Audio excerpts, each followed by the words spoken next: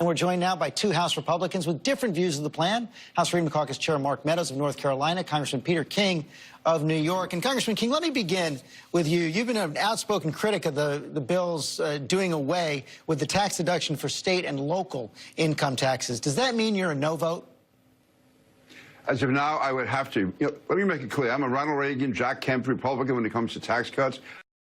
I believe in tax cuts. I believe they worked under John Kennedy. They worked under Ronald Reagan. But this particular tax bill, by taking away the state and local tax deduction, has a particularly devastating effect on New York and New Jersey. We already get treated unfairly. New York gets back only 79 cents on the dollar that's sent to Washington. $48 billion deficit we have as far as money that we send to Washington that we don't get back. And since 1913, it's been a principle not to have a tax on a tax. Now, I had one other policy suggestion here. The Republican Party has always stood for federalism, encouraging local and state governments to do all that they can as opposed to the federal government. Well, now we're being penalized for that. So, no, it's wrong, and it would have an extremely damaging effect on my constituents who are middle, in some cases upper middle, but mostly middle income. It's a district that went for Barack Obama by 4 points and 5 points. Donald Trump carried it by 9. That's a 14-point turnaround. And the main objection I'm getting in my district are from Trump voters. So that's one no vote right there. Congressman Meadows, let me bring it to you. You know, you've been a long not spoken. You and fellow Freedom Caucus members have been deficit hawks, but this bill's going to increase the deficit by at least $1.5 trillion. A lot of independent analysts say it could be far more than that. So can you vote for this bill? Well, we can. I can tell you right now it's a work in progress. Obviously, Peter King is advocating real hard on behalf of his constituents, and I appreciate that. Peter and I actually were on the House floor just the other day, and as we were talking about what it does for his constituents, what it does for mine, I can tell you on the deficit side of things, even though we're looking at a $1.5 trillion increase in that deficit in the short run, the preliminary numbers really look very good in terms of economic growth. So over a longer period of time, some 10 to 15 years, we believe that the economic growth will outweigh any short-term deficit increase that we see. And so Peter and I are going to have to continue to work together to hopefully get this right. We're going to start the markup on Monday in the House. The Senate will be rolling out their bill in the next few days. But at the end of the day, failure is not an option. So you're willing to vote to increase the deficit over 10 years? I am. I mean, we've looked at this. Of course, I'm a numbers guy, George, and as I've looked at this particular bill, it appears that we should be able to get hopefully a 3.5 to 3.6 GDP growth bump. When we do that, that actually means higher wages, a stronger economy.